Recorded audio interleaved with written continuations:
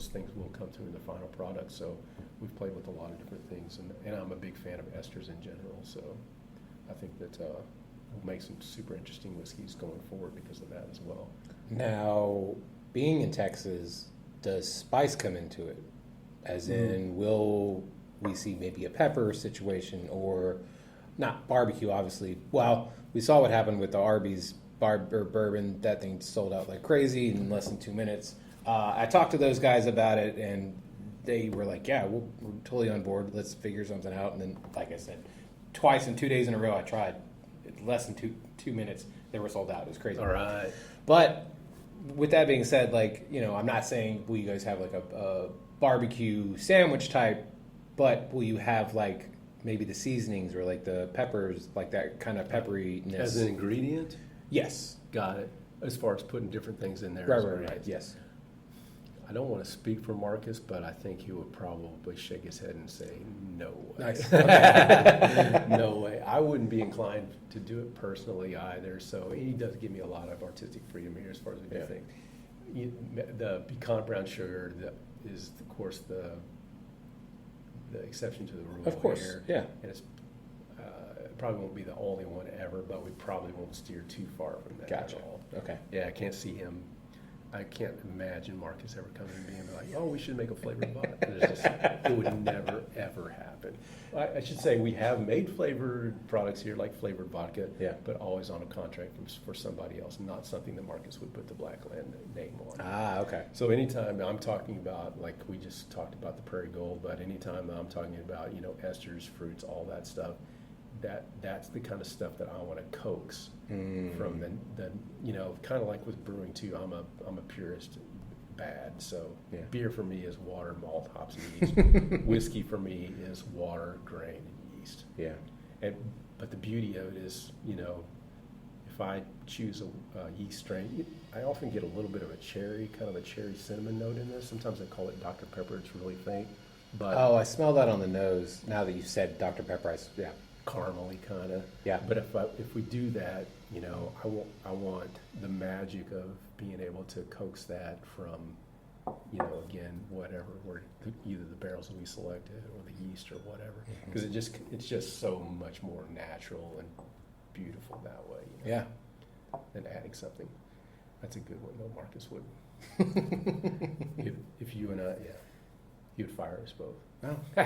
If he wants to start paying me, I have no problem with that. Now, it's funny that you said that you're a purist when it comes to the beer world, because I kind of view the beer, if you're a beer drinker, there's like a pendulum. So you kind of start maybe with a lager. We all grew up with Coors Light, but like, you know, the main ones.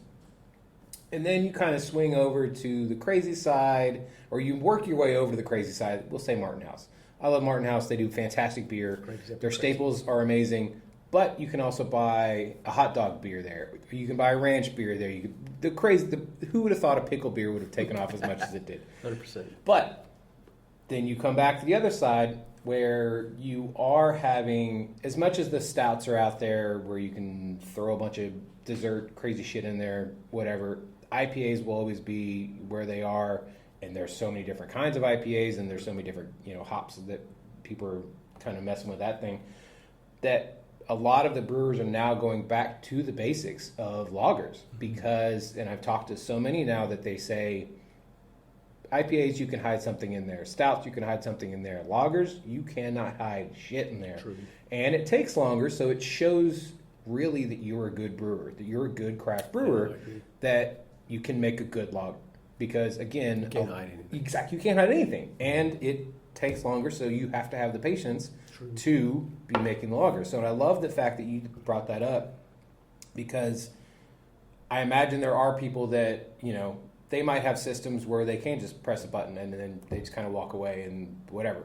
But you are there every step of the way to make sure that the end product is where you want it to be, as opposed to, all right, we're going to throw this stuff in there and then hopefully we get, you know, the bourbon or whiskey or whatever. Something drinkable. Yes, something drinkable that somebody else wants to buy. So totally, yeah. I love that you're a purist in that sense of it, and obviously you're a gear junkie when it comes to what, you know, you can make stuff on and make stuff with. So. Sure, yeah, it's interesting. Yeah, I say we have a certain kind of philosophy here in a way, because I've just kind of described what it looks like here, what equipment we use, how we do things, and all that. It is an interesting combination here of Blackland specifically, of like it looks very high tech, and the process in a lot of ways is high tech because we've also spent a lot of time like developing our programs and whatnot for our stills. But at the same time, my style personally is super old school. Right. So we have an odd combination of both. You know, I'm still a huge malt whiskey fan, and like I said, I studied distilling in Scotland, so I'm all about that old school traditional way. Maybe the best way to demonstrate that is like for all of our whiskeys, we strictly practice pot distilling here, just straight up pot distilling. You know. Minimal rectification, just is all about flavor essentially. But yeah, so that's kind of our style here. But yeah, I've always been a purist in regards to beer. You know, I just don't like, the only thing I want to see fruit in is maybe a wheat beer from time to time. Yeah. And I want it to be real fruit, and I want it to be fermented out. I don't want it to be a sweetening agent or something at the end. Maybe that's a just the way Weiser, but yeah. Exactly. Yeah, especially if it's in a traditional style, that's awesome. But again, you know, there should be 4 ingredients in beer. I'm not into sweetening. I'm not into spices and all that stuff at all. But that's just me, you know. Right, of course. My style, and that's the kind of beer I drink.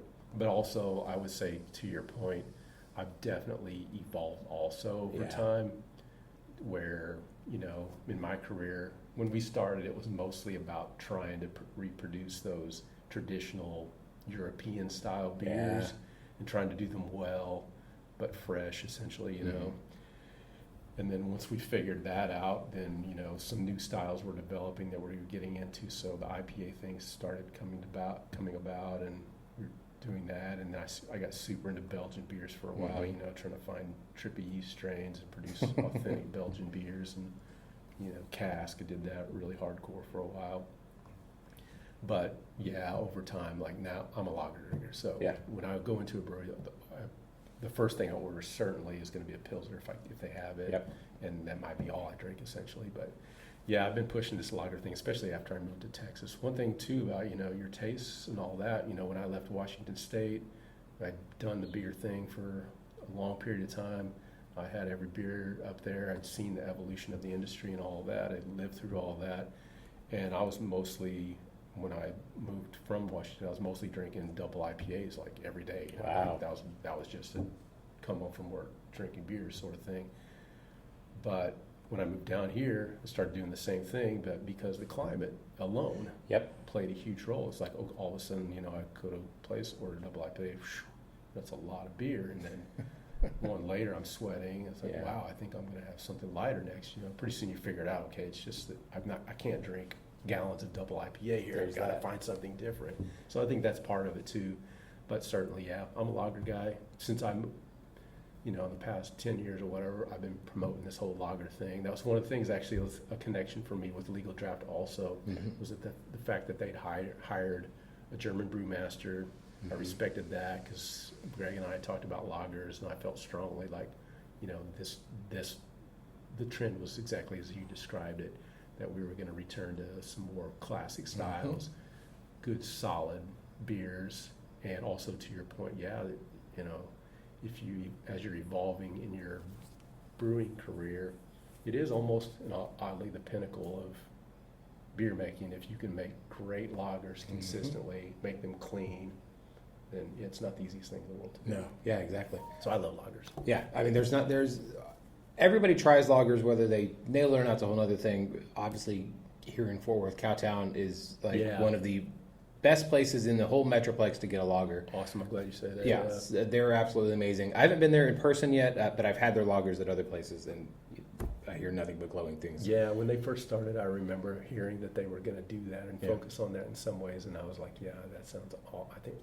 I knew I was headed over there for sure once they had it built out. And I hear the barbecue's great. So, but good point. Yeah, I still haven't been there yet. Over here at Fort, you know, I haven't been over there in a little while, but they were making a great Pilsner over there. There's a few of them out there for sure. Not going to get me started on the Pilsner thing, but yeah, there's some really good ones out there. Some local, you know, really good local ones. Of course, you know, you and I are just talking about Fort Worth practically too, so it's a big world out there. Oh, it's a huge. I mean, especially the Metroplex. It's not getting smaller.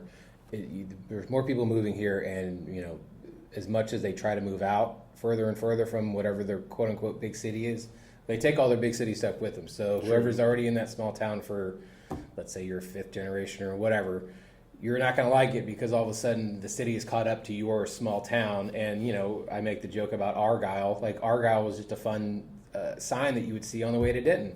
People actually live there. Like it's a gigantic city now, and we're growing out further and further. Sherman's part of North Texas now. Well, sure, and Sherman's got a brewery. Sherman's got a great brewery, and at some point Waco will be part of the North Texas, which is super weird. I've got to say, about a year ago, a buddy of mine, I've got a buddy that comes down from Washington State pretty frequently for work, and we spend all of our time going to Brewsers and Distilleries and seeing what everybody's up to and where the good beer is and whatnot. And we took about a year ago. We headed down to Waco. It was like kind of to your point, but we had everything here basically. We're going to find something new, so we went down there, and I was pretty impressed with the beer down there in general. There's good breweries down there. Yeah, and then I think Balcones? No, Balcones is down there. there. Yeah, Balcones down. That's right. Yeah, I mean Balcones. We haven't talked about the distilling industry at all, but there's several distilleries that are probably a couple years, 2+ years ahead of us here at Blackland, so they got their feet on the ground a little bit better. And Balcones has a great reputation, absolutely. Yeah. We've been down there. They've given us a good, inside personal tour, so appreciate that for sure. Same thing with Iron Root. We've been up there a couple times. Those people have been very good to us, and man, making good whiskey too. For my taste, beside Blackland, probably my favorite whiskey being made at Iron Root right now. Yeah. But you've got Garrison Brothers, Still Austin. I mean, there's just some bigger places that have been around for a little bit longer than us that we're right behind there and doing our best to overtake them. Well, and then TX almost has the same situation they do, or you guys do with the bourbon, is that that's true. They had their bourbon that they wanted to put out, but they just put that whiskey out first. That's right. And that thing took off like crazy. Yeah, that's true. And then I guess it was 2-3 years, maybe even 4 years down the line, then they released, I think it was during the holiday times that they released their bourbon, and it was out. Just completely out. You couldn't find it. I think you have to just, some things are just the right place at the right time. Yeah. And from my perspective, that's what TX definitely, absolutely. We even used to say, again, 27 years ago, when we were doing our thing, there were a few brands out there that had been around for 2, 3, 4, 5 years before, and that was just the sweet spot. Those were the Shoots, the Full Sails, the Widmer Brothers, the Red Hook, places like that are huge brands now, mega brands. But they just were at the right place at the right time. They did a great job. They did all the things they needed to do. But TX probably falls in that category. Yeah, without a doubt. Yeah, now they have their own little golf course ranch situation. You go to TX now. I take people there now because, okay, maybe you'll never go to Louisville, but this is pretty close. Yeah. It's like Louisville, Fort Worth. It's better, actually. Yeah. Now, I have a segment on the show. I call it the 5 count. Just 5 random questions. Answer it just as quick as possible. What is your favorite pizza place? Oh gosh, I'll say this for my wife. We rarely eat out. We cook a lot. That's so good. I'm all about real food. Yeah, same. And so we cook all the time. But if she wants to go out, or when we do go out rarely, there's 2 places she loves to go. One is a pizza place, and it's the one on Magnolia, the wood-fired pizza. Oh. It's going to be terrible if neither one of us can think of the name. It's because it was in a different spot. It's a chain. Caña Rosa. Oh, Caña Rosa. I'm sorry. Yeah. Caña Rosa is amazing. She loves it. I don't know, honestly, if it's the best pizza in Fort Worth, but it's pretty darn good. Pretty good, yeah. And they do a great job about really investing in the community around them as well. Yeah. Right on, man. So, yeah, she would. For her, I'm going to have to say Caña Rosa. Caña Rosa is fantastic. Yeah, I mean, in Arlington, I know that they really paired with Hurtado Barbecue out there. Right. And I know they had Legal. That's and I want to say they have Division on tap, but I could be wrong. But no, whenever they are, I know they really try to incorporate themselves within the community. It's not just Caña Rosa is here and that's it. True. Yeah. There probably there's too many pizza aficionados out there, and they're going to be like, I got something better. Well, it's food, so that's true. If you don't like it, it's fine. It's like beer. Exactly. Yes, it's like beer. It's like whiskey. It's like what you enjoy. Yeah. If you were a pro wrestler or MMA fighter, what would your name be? Don't know. I I used to watch a lot of MMA, but I don't so much anymore. But I like the old school guys.